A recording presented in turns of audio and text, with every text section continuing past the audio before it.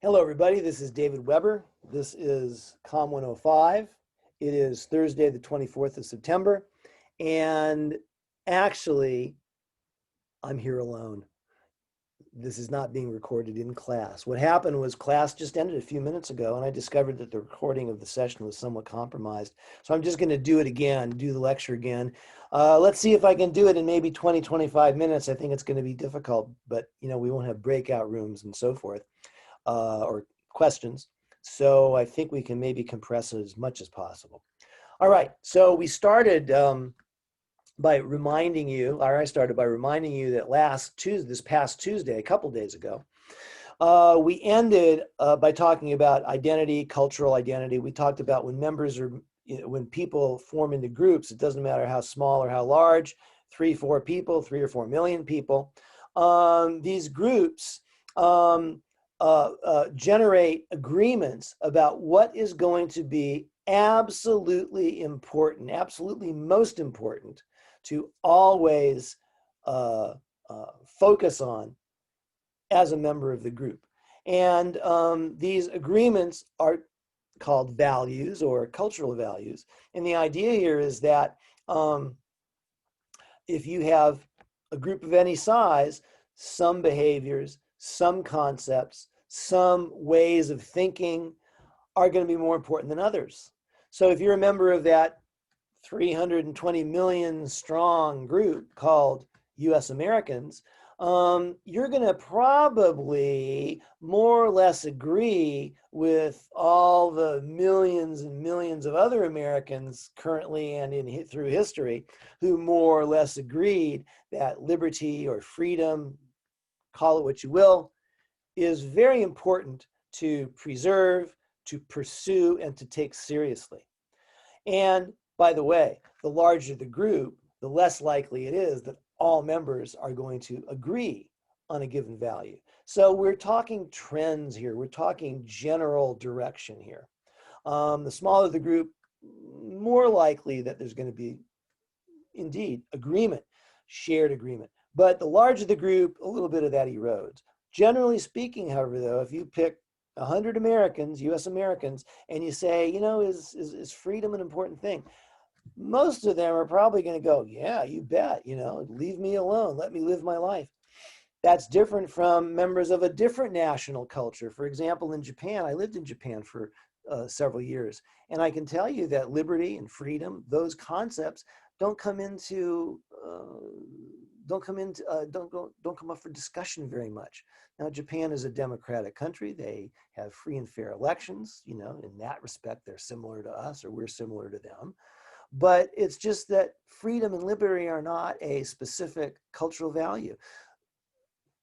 A specific cultural value to them, for the Japanese, that we at best, kind of get and kind of share a little bit of, but it's not absolutely important. In Japan, your connection to an affinity group, a smaller group, and by extension, the larger and larger groups constituting community, province, nation, your commitment to them is absolutely paramount in how you live your life. And I gave the example of when I lived in Japan, there was a work event, and I was one of a number of people from my office who went to this event, and there was a group of 3 or 4 female administrators of my organization, of the company I worked for. And one of them I said, after the event's over, do you want to go to dinner? And her response was, let me talk with my group.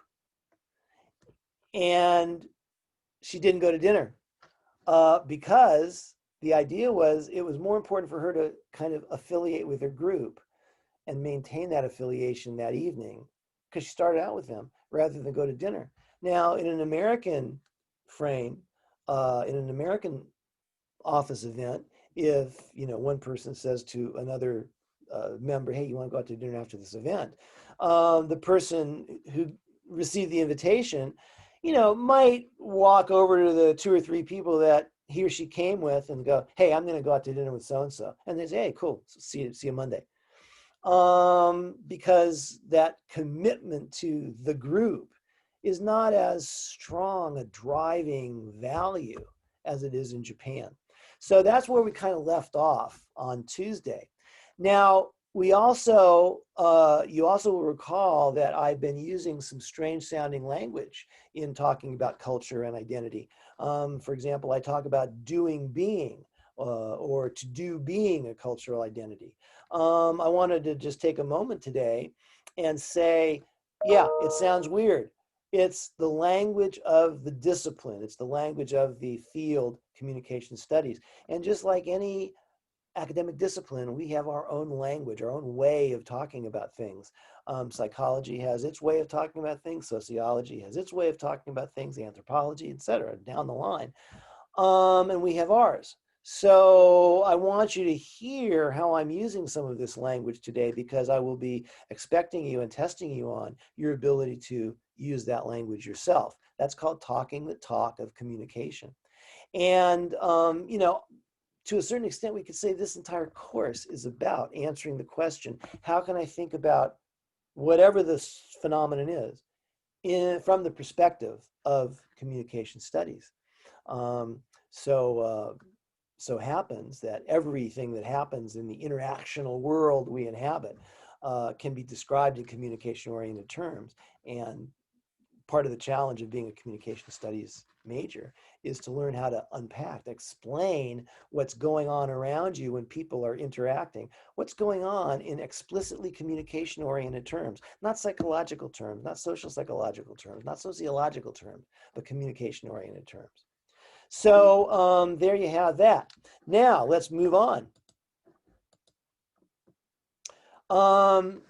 If you think about any culture, if you think about any group that creates, constructs these agreements, these values, what happens is a number of activities, actions, thought processes emerge simply because a bunch of people has agreed that this are absolutely vital values at the heart of what it means to be a member of that group. Members of groups are called insiders. People who are not members of a group, they are outsiders to that group. And so what we have is a number of insider practices. And insider practices emerge from the values held by members of, agreed upon by members of that group. By the way, some groups endure. I mean, US Americans, that group has endured for 2.5 centuries. Japan, that group has endured for millennia. The Japanese, going by different names over the years. I mean, but that's a very long standing cultural group.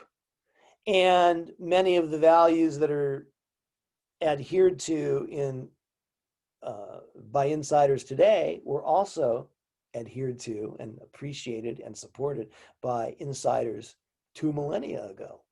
Same thing with US American values. So this business of values, it's not like it changes really often. And as a result, members of cultural groups, insiders, generate, create, construct a number of what are called insider practices. Now, what are insider practices? Well, basic definition would be the stuff you do, the things you think, the way you talk, if you're an insider.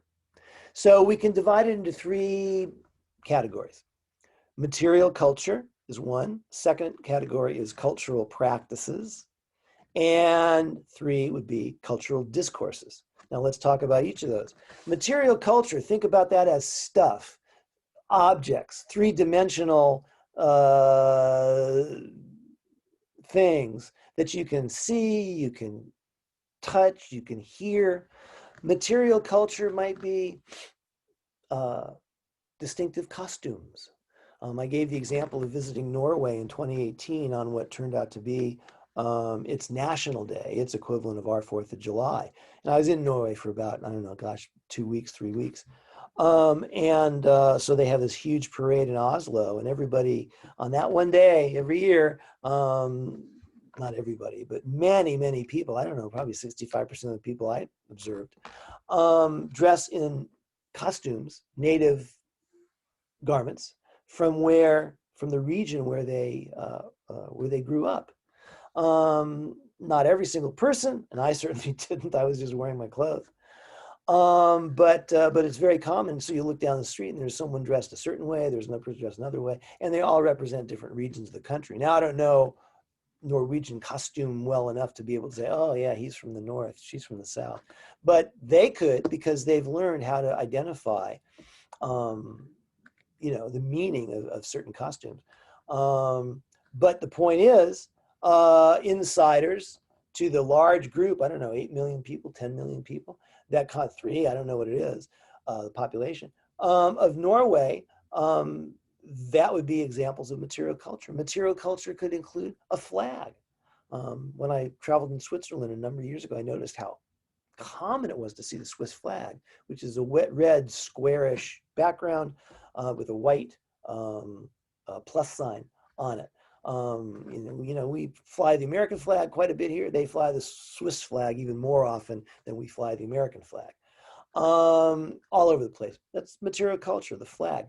The food in a culture, I didn't mention that in our lecture, but it's a good example.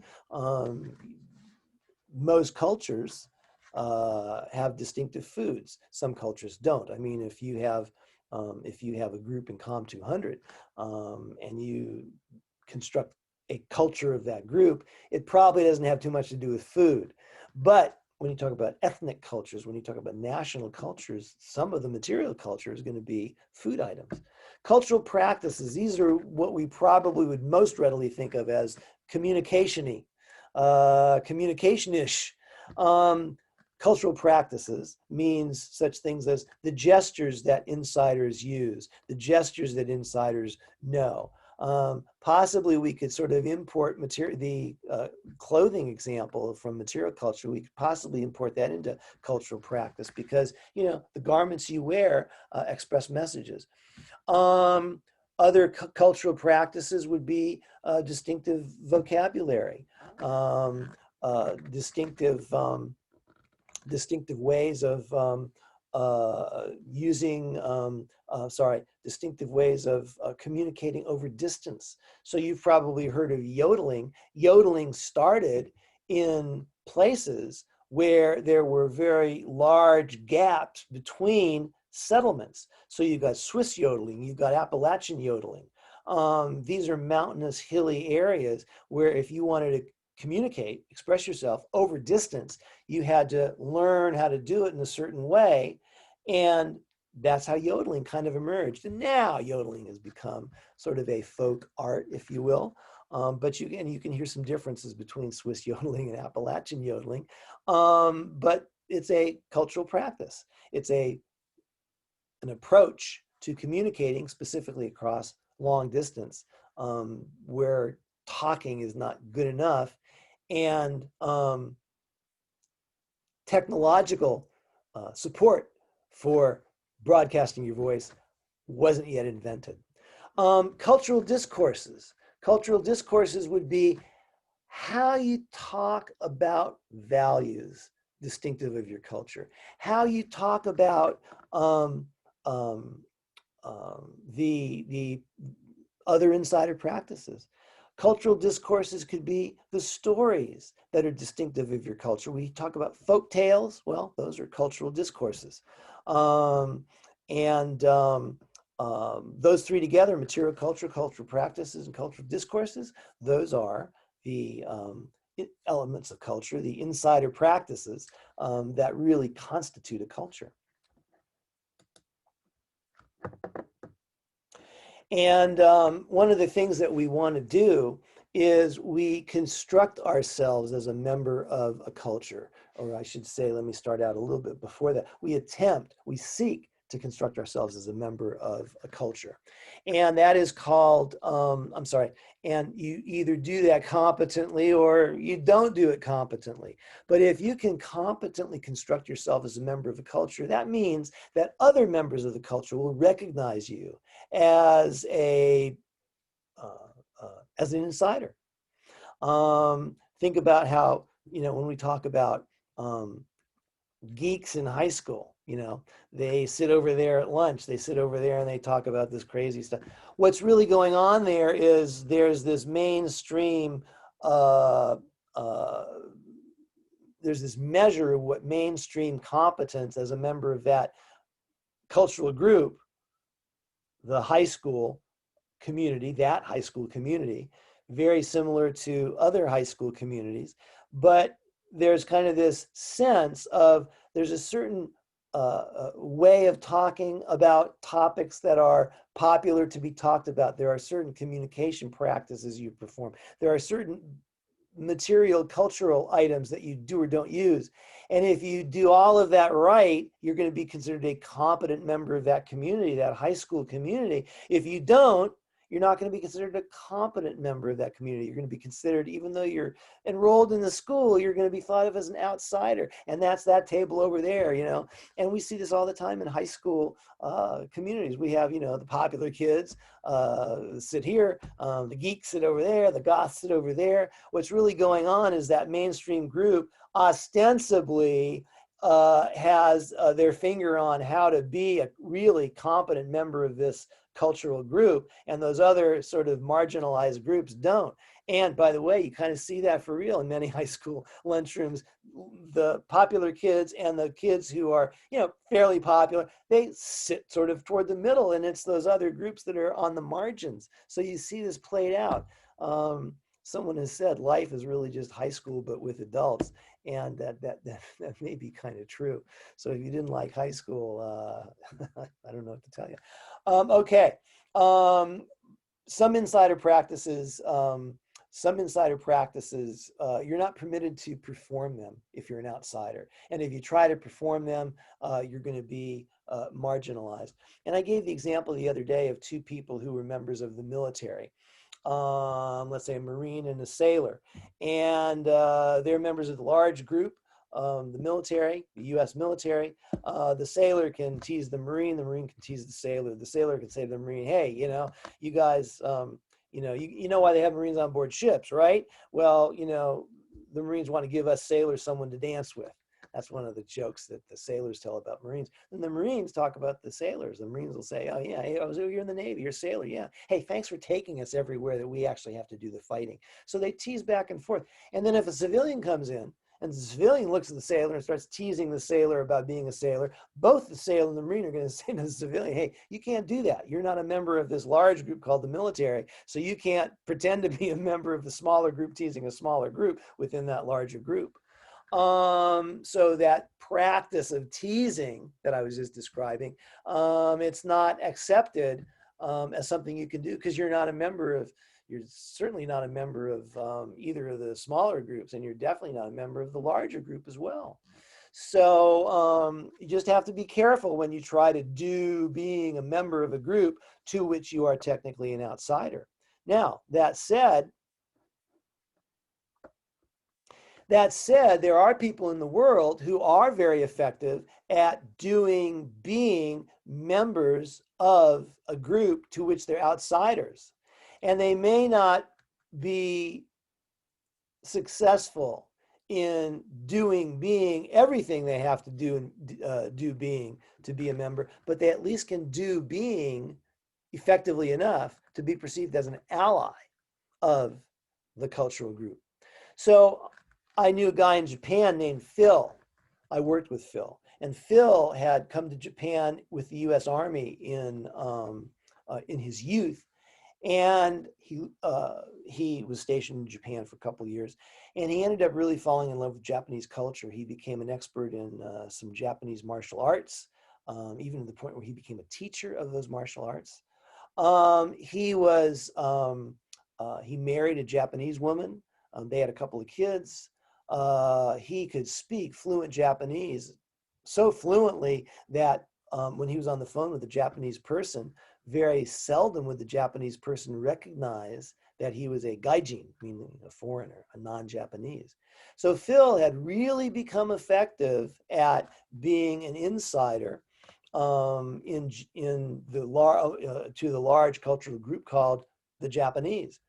But he told me one time, he says, you're never really going to be an insider. You know, I'm always going to be perceived as an outsider. He said, I wasn't born here. I can't say I was born in Osaka. I was born in Sendai. I can't say that because I wasn't. And as a result, he will never probably be fully ratified as an insider to that culture. But he certainly is and has been ratified as an ally to insiders, because he can competently do being Japanese to the extent that he's permitted to. There are three characteristics of a cosmopolitan communicator like Phil. First of all, situational awareness. Phil, and any cosmopolitan communicator, is aware of the communication practices that are going on around him or her. He or she pays attention to how people go about doing greetings, how people go about making requests, how people sit at tables. Do they sit cross-legged or do they spread their knees apart as they sit? People in European countries often can tell who is an American by the way they sit at a table in a sidewalk cafe, for example. Americans, from the point of view of these insiders to various European cultures, Americans, as far as they can tell, tend to be slouching. Their knees tend to be spread apart if they're males. If they're women, their legs sometimes are pushed out in front of them. They're crossed at the ankle. They put their arms over chairs like that. That's very normal for us as Americans to sit that way. No one thinks anything of it.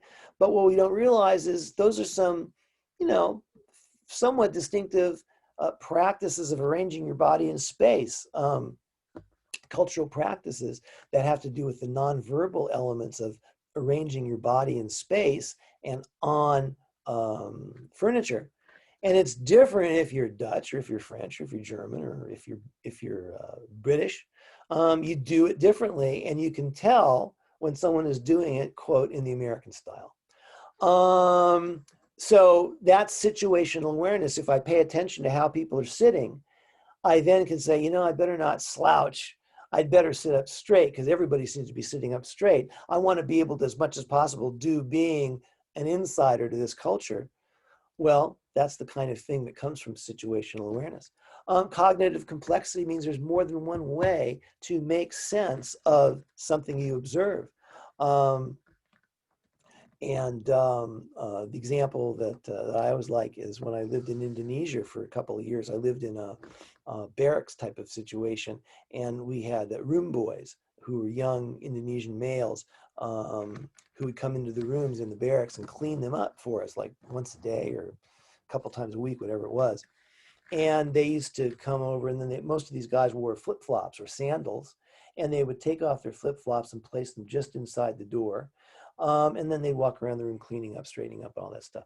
Well, I was talking with a couple of other expatriates like myself, people who live outside their own country for extended periods. And I was talking with them about this and that and the other, and they were talking about how the room boys, it's kind of creepy. They take off their shoes, and it's like, hey, you know, that's a little bit, that starts to get into almost like a come on. Well, that's not very cognitively complex. You're not saying to yourself, it's on one hand, it could mean that, but on the other hand, it doesn't have to mean that. I wonder what it means. And the answer to what it means is it was a way of saying, I respect you, I respect your space as a local guy, probably younger than you are, because you're generally going to be an older fellow. I respect you and your space. I'm just going to take my shoes off. I'll put them here out of the way. That's all that meant. It was not any kind of a come on at all. But these guys, these other expatriates, were not cognitively complex enough to think, well, maybe my interpretation of this is incorrect. And then rhetorical flexibility. Rhetorical flexibility means the ability to be rhetorically effective in different ways. You know, what works to be rhetorically effective in the United States may not be what works to be rhetorically effective elsewhere. Maybe in the United States, you know, to be rhetorically effective, you clap someone on the arm, you make a joke, that person loosens up, you start building a relationship of trust, and then you can say, hey, dude, when are you going to sign the contract? Well, that may not work in other places. You may get off the plane to do business in some other country and walk over to your contact and slap him or her on the shoulder and tell a loud joke. And you're thinking, oh boy, I'm really building a relationship here, a connection here. Now all I have to do is ask them to sign the contract or her to sign the contract, and nothing happens. No contract, no signature. That's because what works for you to be rhetorically effective in the United States is not going to work to be rhetorically effective over in this other place. And you have to learn that you don't clap someone on the shoulder, but you bow and you ask questions about the weather. You ask questions about the food in this country. You do all of this stuff that has nothing to do with business, and maybe you do that for a period of days. And then you get down to talking about business. So rhetorical flexibility is the third element of cosmopolitan communication.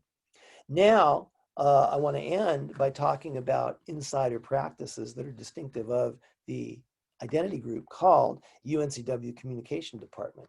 And we are a group. There are about 500 of us, about, I don't know, 450 majors or so, and, 20 full-time professors, instructors, faculty members, 6 or 8 part-timers. But there's roughly 500 of us in this somewhat large ish community within the university.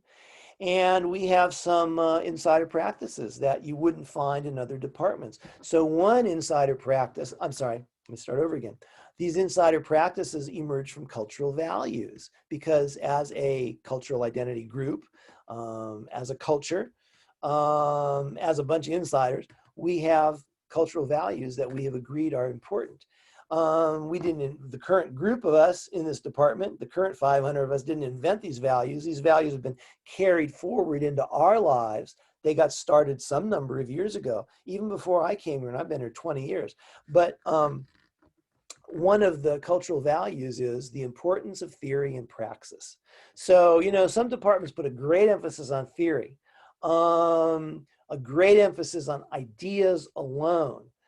We have an importance that we place an importance on that, of course, because we're a university department, but we also put a great deal of importance on praxis, skill, performance of skills that are derived from the theories, from the ideas. So we have a balance between theory and praxis. And you can read about this kind of thing right in our mission statement. It says we value, we adhere to, we are behind the importance of theory, of not just theory, but of praxis also, and we balance the two.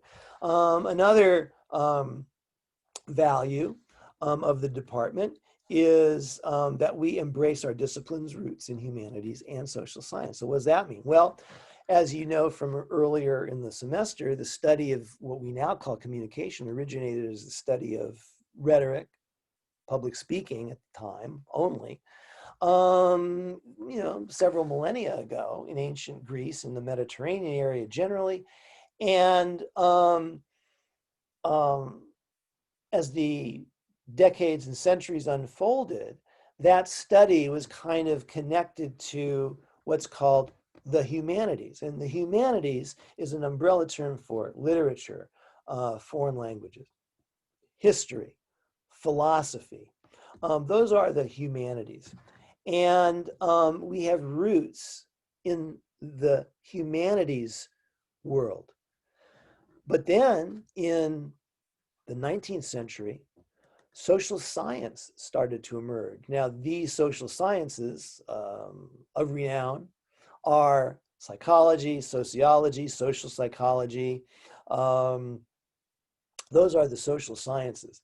And they get that name because you study these interactional phenomena, these people doing stuff with people. You study that from a sort of a scientific perspective with, experiments and statistics and all that sort of thing. Well, fair enough. Communication specialists started studying communication from a social scientific point of view starting in the early 20th century. So suddenly communication was no longer the in the province of the humanities alone. It started to inhabit some space in the social sciences. And nowadays, if you look at all of the communication professors, all of the communication researchers, all of the communication theorists, all of the communication specialists in the country or the world, some of them are going to be a little bit more leaning toward humanities thinking, some are going to be a little bit more leaning toward social science thinking, but all of them are in the same field of communication studies. So we embrace the fact that we have roots in both. And sure enough, some classes in this department are very much humanities oriented. They're about history and philosophy and literature, the performance of spoken language artifacts.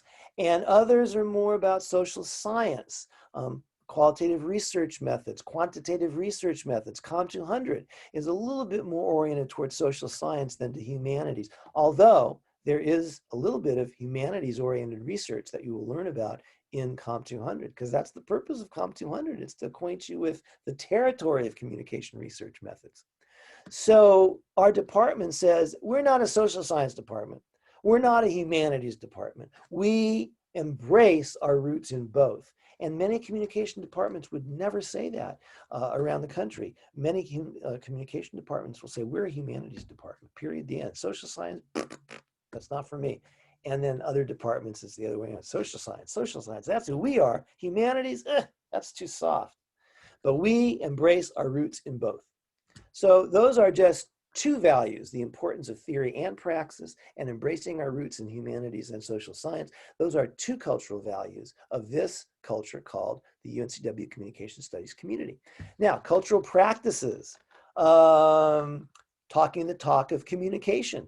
I'm sorry, I skipped material culture. Let me do that first. Material culture. Well, just one tiny example is you will be taking as a student in COM 105, and some of you who happen to be in COM 200 have done it already, but in the foundation courses, you take the Forte survey, and this profile, you get a profile, which is a list, it's many pages long, of your strengths as a communicator, and you'll learn much more about that in a couple of weeks.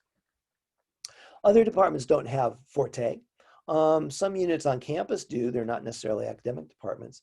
But when we, when you walk around with your printout of your profile in your satchel or your knapsack, that's an example of material culture. We're not using clickers in this class.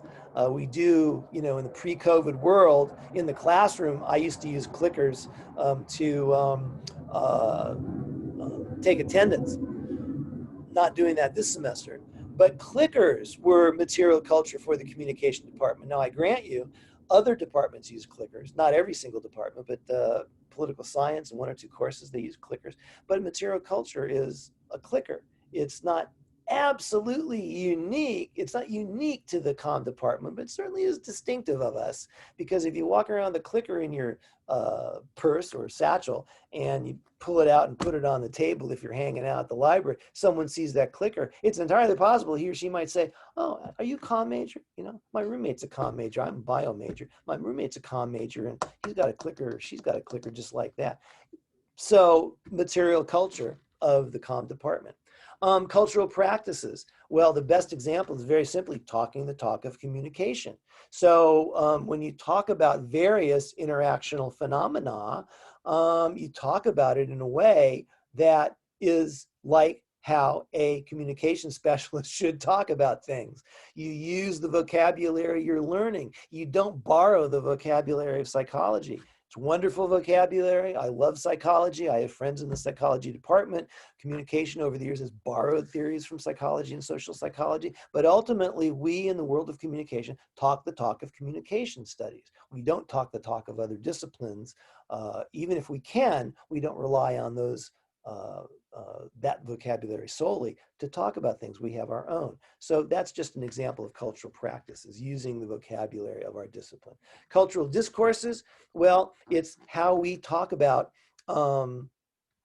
how we talk about what we talk about. So cultural discourses for the communication department. We don't have too many stories about the old days in communication studies department. We just don't have a lot of those stories. I mean, I know some, but they're not roundly told. Um, uh, no reason for that other than it just doesn't happen to take place. But on the other hand, we do have some concepts we like to talk about a lot and terms we like to talk about. And one of those terms is tikkun olam. Now, we could say that that phrase is a cultural practice, to use the phrase, to talk about what it means, to talk about how you are or are not engaging in tikkun olam. That's more of a cultural discourse. And it's distinctive of this department. What does tikkun olam mean? Well, tikkun olam, not hakuna matata. Tikkun olam means contributing to the repair of the world. And we say that that's a fundamental reason why someone will do well to study communication. It's certainly why I teach communication. You don't necessarily have to buy into that, contributing to the repair of the world. But if you want to be a competent member of the communication studies department, you at least have to take it seriously as something that is adhered to and valued and appreciated by more rather than fewer people in this 500-person cultural community called the Communication Studies Department. And another one is phronimos. Phronimos is a person who can make a prudent decision in less rather than more time. You can make a wise, a smart, a right decision because you are grounded in ethical activity, ethical communication, ethical thought.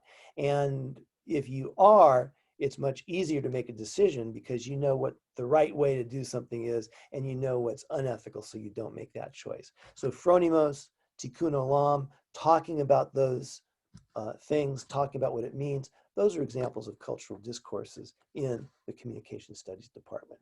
Okay, I'm going to end the recording now, and I will see you guys on Tuesday.